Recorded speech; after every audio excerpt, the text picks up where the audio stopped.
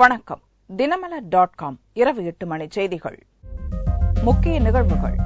தேசிய மாநாட்டு கட்சிக்கு முதல்வர் பதவியை அளித்து காஷ்மீரில் ஆட்சி அமைக்க பாரதிய ஜனதா வியூகம். பேச்சுவார்த்தை நடத்த உமர் அப்துல்லா டெல்லியில் முகாம். குடிமக்களுக்கு முதலிடம், வெளிப்படைத்தன்மையான செயல்பாடுகளுக்கு பிரதமர் மோடி உறுதி. முன்னாள் பிரதமர் வாஜ்பாய் பிறந்த நாளில் நல்லாட்சி தின கொண்டாட்டத்தில் பேச்சு. அசாம் மாநிலத்தில் போடோ பயங்கரவாதிகள் நடத்திய தாக்குதலில் பலி எண்ணிக்கை 78ஆக உயர்வு. வன்முறை பரவுவதை தடுக்க அதிரடி நடவடிக்கை. விரிவான செய்திகள். காஷ்மீரில் ஆட்சி அமைப்பதில் இழுபறி நிலை நீடித்த போதிலும் தேசிய மாநாட்டு கட்சியுடன் இணைந்து பாரதிய ஜனதா ஆட்சி அமைக்கும் சூழ்நிலை உருவாகியுள்ளது. காஷ்மீரில் நடந்து முடிந்த சட்டசபை பொதுத் தேர்தலில் எந்த கட்சிக்கும் ஆட்சி அமைக்கும் அளவுக்கு பெரும்பான்மை கிடைக்கவில்லை. மொத்தமுள்ள 87 இடங்களில் 25 தொகுதிகளை பாரதிய ஜனதா கைப்பற்றியுள்ள நிலையில் ஆட்சி அமைக்கும் முயற்சிகளை அக்கட்சி துவக்கியது. பிரதமர் மோடி உள்ளிட்டோர் கொண்ட பாரதிய ஜனதா பார்லிமெண்டரி குழு காஷ்மீர் விவகாரத்தை கவனிக்கும் பொறுப்பை மத்திய அமைச்சர் அருண் ஜேட்லியிடம் ஒப்படைத்துள்ளது. இந்நிலையில் தேசிய மாநாட்டு கட்சியின் 15 உறுப்பினர்கள் துணையுடன் பாரதிய ஜனதா ஆட்சி அமைக்கும் சூழ்நிலை பெற்றுள்ளது. முதல்வர் பதவியை தேசிய மாநாட்டு கட்சிக்கு வழங்கவும் பாரதிய ஜனதா முன்வந்துள்ளதாக கூறப்படுகிறது. இது தொடர்பாக தேசிய மாநாட்டு கட்சி தலைவரும் பதவி விலகியுள்ள முதல்வருமான உமர் அப்துல்லா டெல்லியில் முகாமிட்டு பாரதிய ஜனதா தலைவர்களுடன் பேச்சு நடத்தியுள்ளார். உமர் அப்துல்லா பாரதிய ஜனதா தலைவர் அமித் ஷா, மத்திய அமைச்சர் அருண் ஜேட்லி, கட்சியின் பொதுச் செயலாளர் ராம் மாதவ் ஆகியோர் நடத்திய பேச்சுவார்த்தையில் உடன்பாடு எட்டப்பட்டுள்ளதாக தெரியவந்துள்ளது. இதைத் தொடர்ந்து ஜம்முவில் பாரதிய ஜனதா எம்எல்ஏக்கள் கூட்டம் நடந்தது.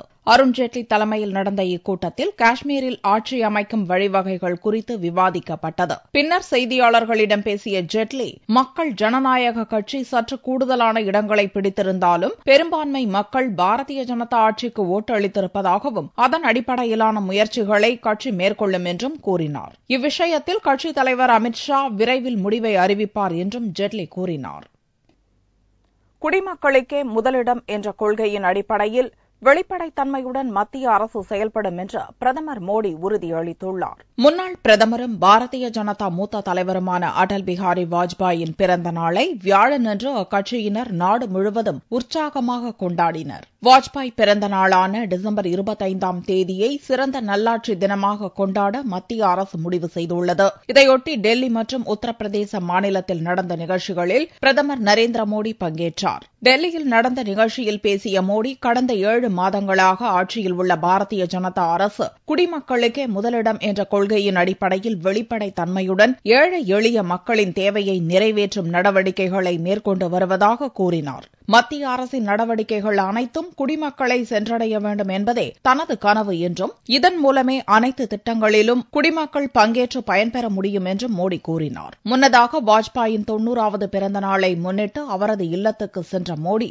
அவரிடம் வாழ்த்துக்கள் தெரிவித்து ஆசி பெற்றார். அப்போது வாஜ்பாயின் பிறந்த நாளை சிறந்த நல்லாட்சி தினமாக கொண்டாடுவதை விட அவருக்கு மரியாதை செலுத்தும் வேறு நல்ல வழி இல்லை என்று மோடி குறிப்பிட்டார். இதைத் தொடர்ந்து உத்தரப்பிரதேச மாநிலத்தில் உள்ள தனது தொகுதி வாரணாசியில் நடந்த பல்வேறு நிகழ்ச்சிகளில் மோடி பங்கேற்றார். வாரணாசியில் உள்ள டீசல் ரயில் என்ஜின் ஆலையில் நடந்த நிகழ்ச்சியில் பேசிய மோடி, இந்திய பொருளாதாரத்தின் முதுகெலும்பாக திகழ்வதால் ரயில்வே துறையில் அதிக முதலீடுகளுக்கு மத்திய அரசு நடவடிக்கை எடுத்துள்ளதாக கூறினார். ரயில்வேயுடன் தனது இளமை காலம் கலந்திருந்ததை குறிப்பிட்ட மோடி, ரயில்வேயை தனியார் மயமாக்கும் எண்ணமே கிடையாது என்றும் திட்டவட்டமாக தெரிவித்தார். தூய்மை இந்தியா திட்டத்தின் கீழ் கிரண் பேடி, கங்குலி உள்ளிட்ட மேலும் 9 பிரபலங்களின் பெயர்களையும் அவர் அறிவித்தார்.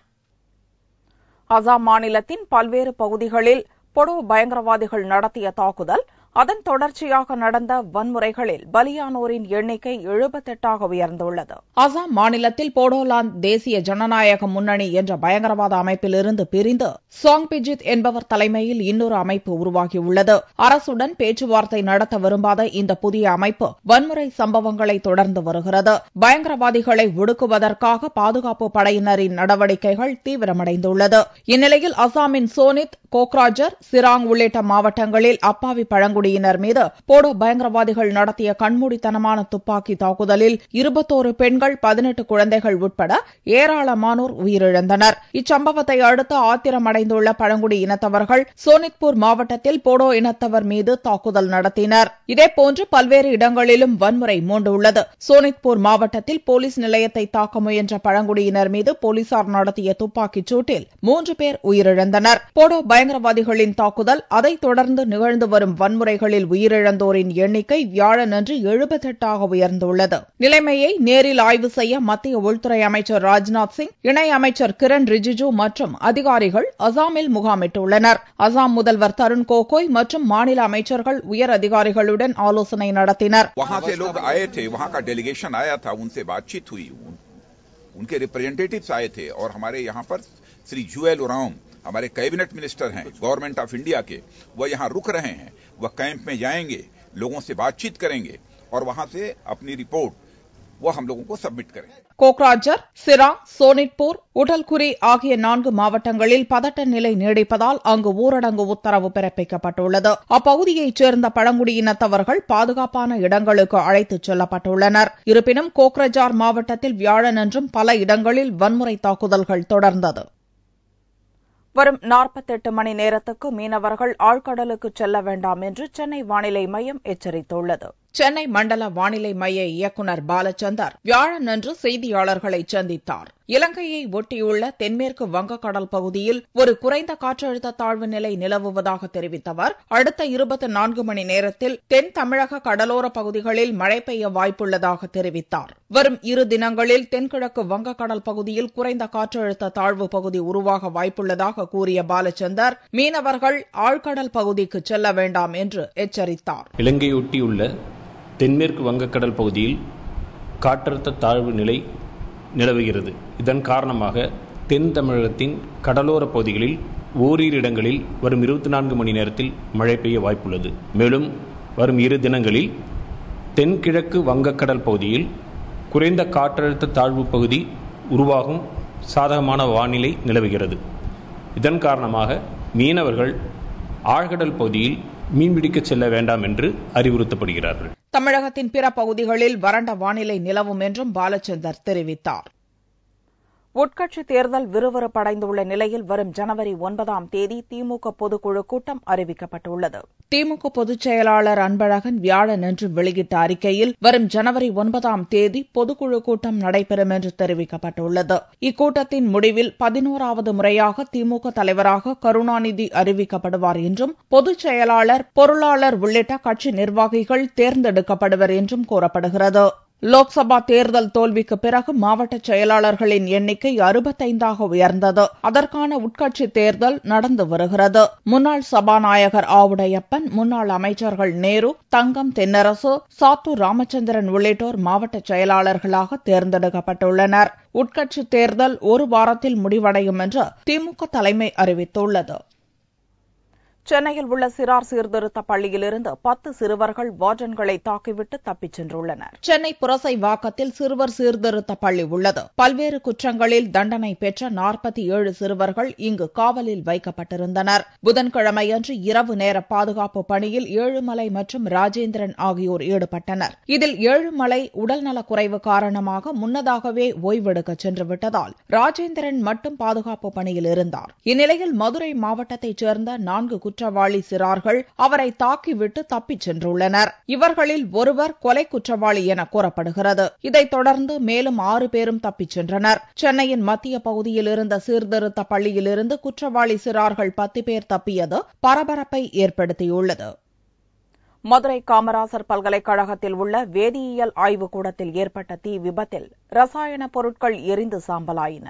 மதுரை காமராசர் பல்கலைக்கழகத்தில் வேதியியல் துறையின் ஆய்வுக்கூடம் 2 மாடி கட்டடத்தில் இயங்கி வருகிறது. வியாழனன்று விடுமுறை என்பதால் பல்கலைக்கழகத்திற்கு மாணவர்கள் யாரும் வரவில்லை. இந்நிலையில் வேதியியல் ஆய்வுக்கூடத்தில் வியாழனன்று காலை திடீரென்று தீப்பிடித்து அங்கிருந்த பொருட்கள் வெடித்து சிதறின. மதுரை தீயணைப்பு நிலையம் தகவல் கிடைத்தவுடன் ஒரு வாகனத்தோடு வந்து ஒரு குழு தீயணைக்க முற்பட்டது. அதற்கு பின்பு தீயின் தன்மை கருதி பக்கத்தில் இருக்கக்கூடிய நிலையங்களில் இருந்து சுமார் 5 வாகனங்கள் வரவழைக்கப்பட்டு அதி விபத்துகளை ஏற்படுத்தக்கூடிய வாயுக்களும் கெமிக்கலும் இருக்கக்கூடிய இடத்தில் வீரர்கள் வீரதரமாக செயல்பட்டு பக்கத்தில் இருக்கக்கூடிய லைப்ரரி மற்றும் கேஸ் குடோன்களுக்கு எந்த விதமான ஆபத்துகள் ஏற்படாத வகைக்கு தீயை கட்டுக்குள் கொண்டு வந்தது வரப்பட்டது.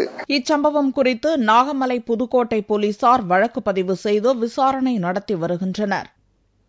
கிறிஸ்துமஸ் பண்டிகையை முன்னிட்டு நாடு முழுவதும் உள்ள தேவாலயங்களில் சிறப்பு பிரார்த்தனை நடந்தது. இயேசுபிரான் பிறந்த நாளான டிசம்பர் 25ஆம் தேதி உலகம் முழுவதும் உள்ள கிறிஸ்தவர்களால் கிறிஸ்துமஸ் பண்டிகையாக கொண்டாடப்படுகிறது.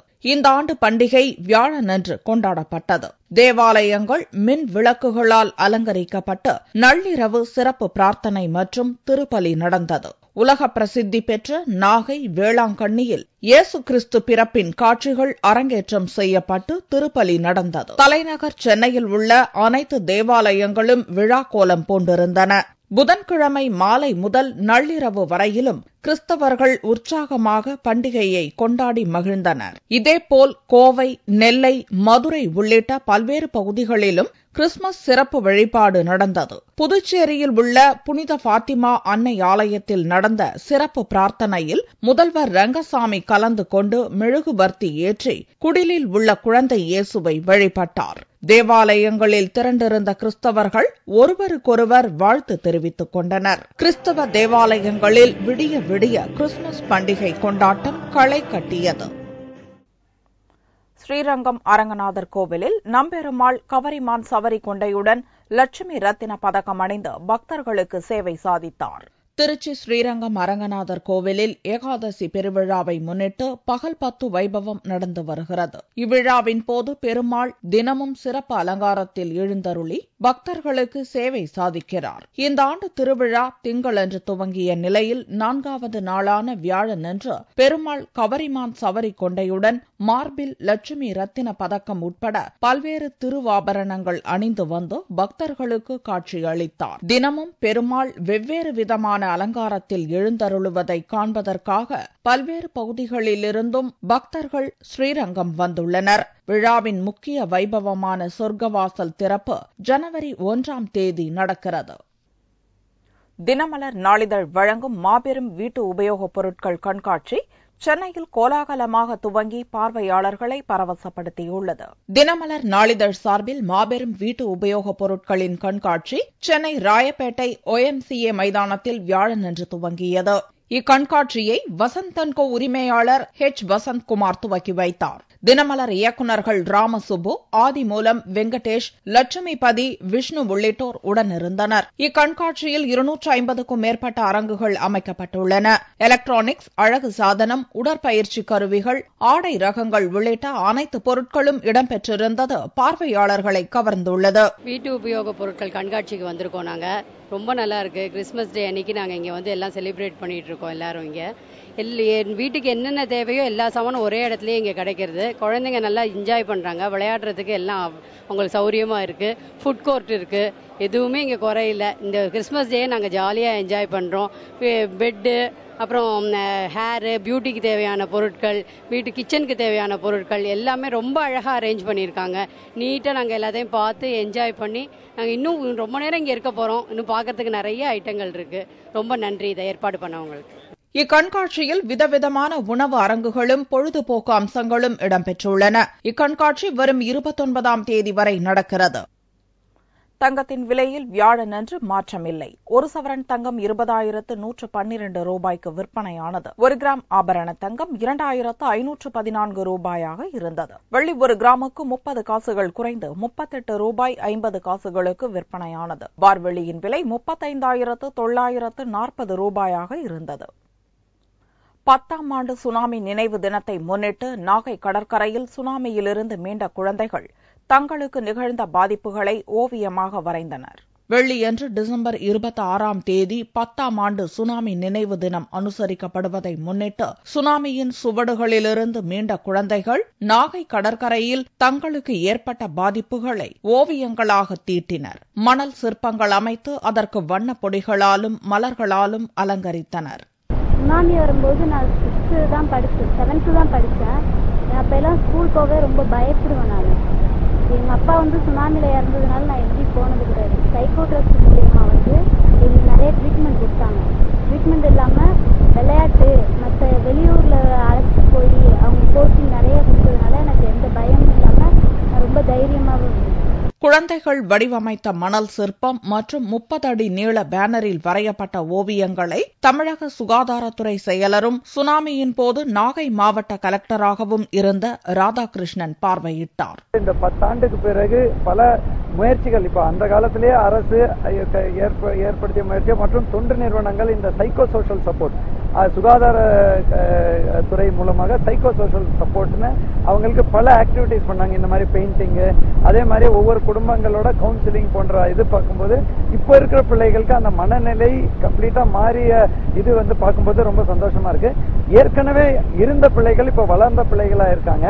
அவங்களுக்கும் இந்த சைக்கோ சோஷியல் சப்போர்ட்ல இப்போ அவங்க பேரிடர் தவிர்க்கும் நடவடிக்கைகளை எந்தெந்த மாதிரி பாதுகாப்பான நடவடிக்கை எடுக்கணும் அதுலலாம் அவங்க இன்வால்வ் பண்ணும்போது நமக்கே ரொம்ப பெருமையா இருக்கு. தட் இவ்வளோ பாதிப்புக்கு மீறியும் நாகப்பட்டினத்துல எல்லாத்தோட அதிகமான பேரழிவு ஏற்பட்டும் இந்த அளவுக்கு அவங்க மீண்டு வந்திருக்கிறதுக்கு அந்த பொதுமக்களை நான் பாராட்ட கடமைப்பட்டுள்ளேன்.